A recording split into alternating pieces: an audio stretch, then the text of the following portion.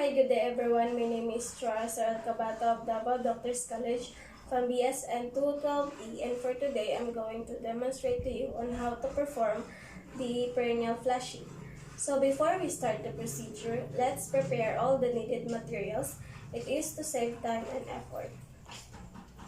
So I have here, let's just assume this is the draw sheet, gloves, blanket, and my 2 kidney basins with 7 dry cotton balls and another 7 cotton balls soaked in cleansing solution. My 2 forceps, which is for working and pick up. Bedpan. Maternity pad or perineal pad. A container with warm water. Now that the materials are complete, let's wash our hands. It is to deter the spread of microorganisms.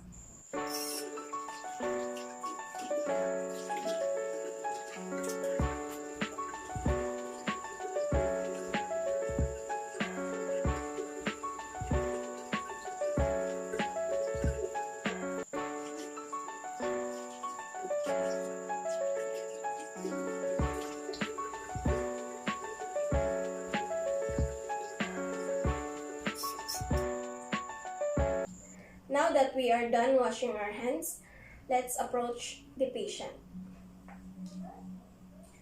Hi ma'am, good morning. I'm Chohara, your OB nurse for today.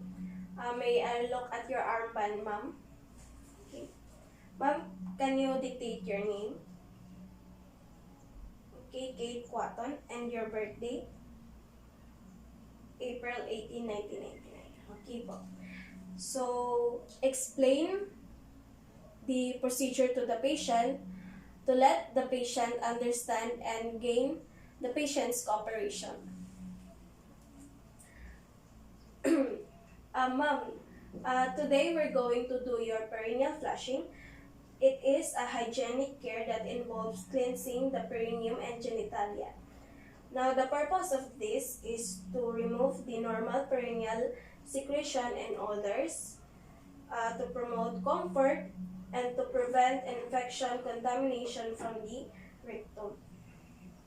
In short, ma'am, para ni sa imong paglimpyo sa imong private area. Okay lang ba sa imong ma'am? Okay, thank you po.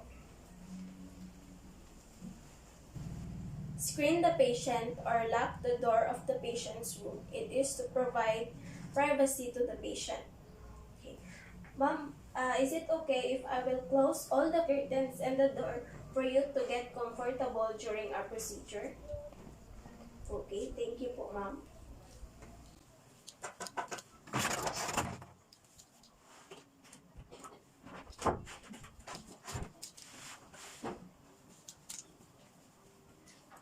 Now that the screens, curtains, and the doors are closed, let's position the patient in a dorsal recumbent and put patient on a bedpan. It is to enhance the patient's comfort. So, ma'am, higa na ta. And ma'am, palihog ko flex sa imong knees.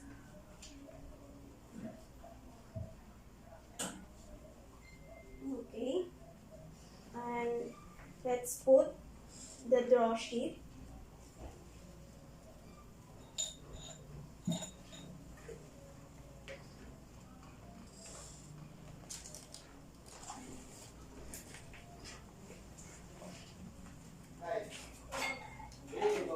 Okay, ma'am, palihog ko sa gamay sa imong buttocks. Okay.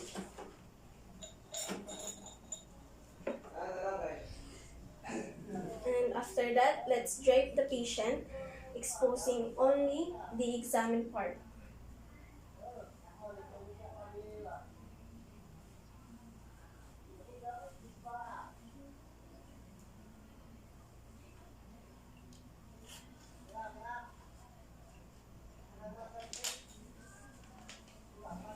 Because minimum exposure can lessen the embarrassment and helps to provide comfort to the patient. And next, let's wear gloves.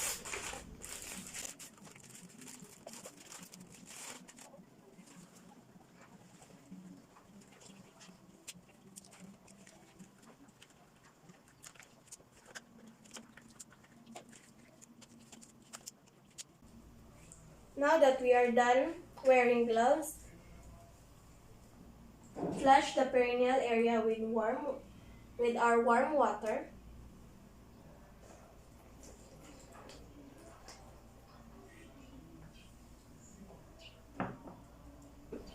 Note for the particular areas of inflammation, excessive discharge, or secretion from the orifice, and presence of odor. Warm water is used to prevent chilling and soften or dissolve blood clots.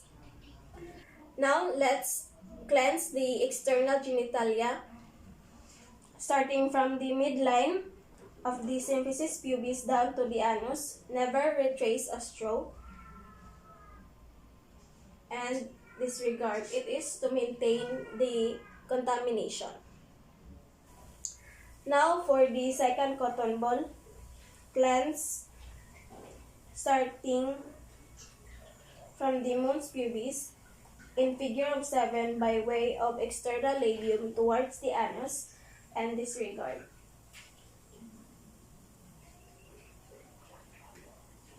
Now do likewise on the opposite side with the next cotton ball.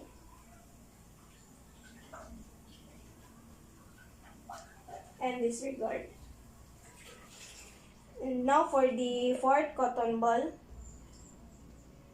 cleanse starting from the mons pubis in figure of 7 by way of external labium towards the anus and disregard.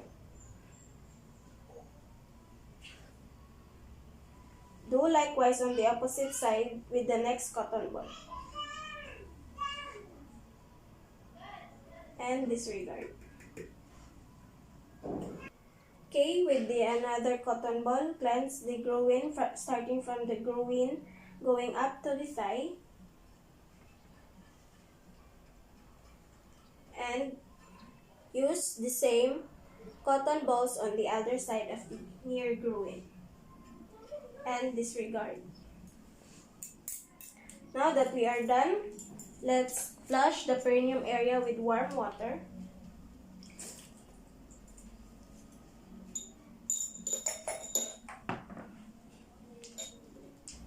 So we have to get the 7 dry cotton balls and dry the perineum area with the same stroke as before, because moist supports the growth of many microorganisms. So the same, we have to get 1 cotton balls from symphysis pubis to the anus. Never retrace a stroke and disregard. Okay, again with the second cotton ball, cleanse from the mons pubis in figure of 7 by way of external labium towards the anus and disregard. Do likewise on the other side. And disregard. Now for the fourth cotton ball, same process. Starting from the mons pubis in figure of 7 by way of labium external labium towards the anus and disregard. Same process on the other side and disregard. Now with the another cotton ball, cleanse groin starting from the groin going up to the thigh and use the same cotton ball on the other side of the near groin and disregard. Now that we are done drying the perineum area, let's remove the bedpan and turn the patient on the side. Okay, ma'am, palihog kog alsa, gamay lang. Salamat. Ma'am, palihog ko og tagilid gamay para maapil na to limpyo imong buttocks. Okay.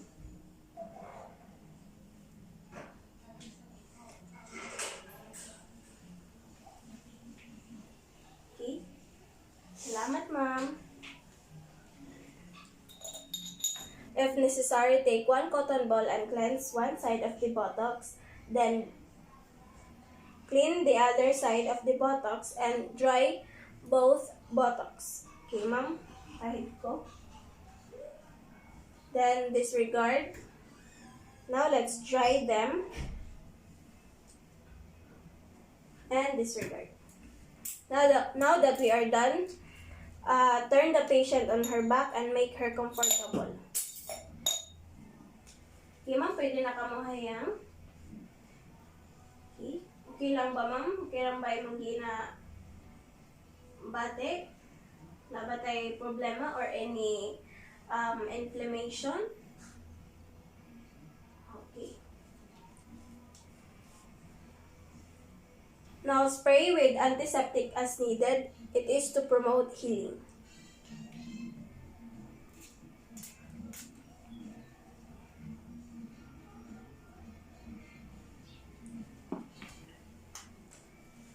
Now we have to put the perineal pad with an up-down motion as needed to prevent contamination of the vagina and urethra from the anal area.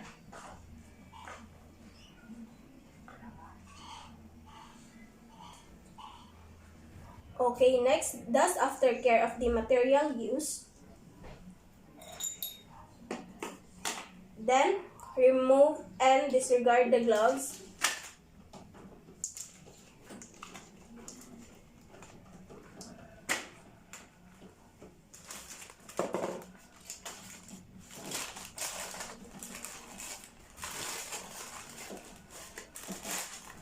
Now that we are done, let's perform hand hygiene. It is to deter the spread of microorganisms.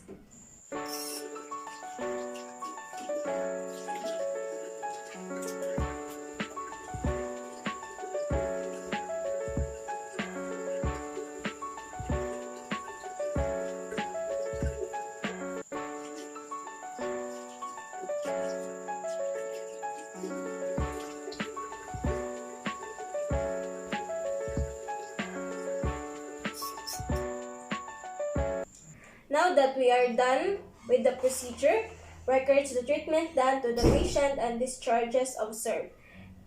For documentation purposes, that procedure was done and means of communication. And that's all. Thank you.